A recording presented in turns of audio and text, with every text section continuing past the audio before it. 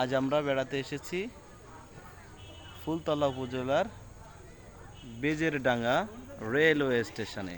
এই যে Bejerdanga railway station, এই যে মাস্টারের কোয়ার্টার, আর দূরে দেখা যাচ্ছে বেজেরডাঙ্গা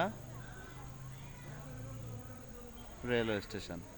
আমরা যদি একটু খেয়াল করি তাহলে দেখা যাবে অনেক দূরে আলো দেখা যাচ্ছে মানুষের উপর দিয়ে, ওইটা ট্রেন আসছে।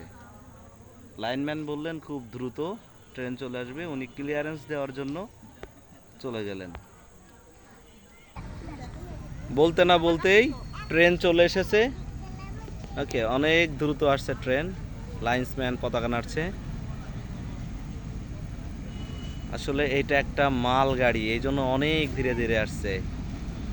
এই ট্রেন তেলবাহী ট্রেন সম্ভবত।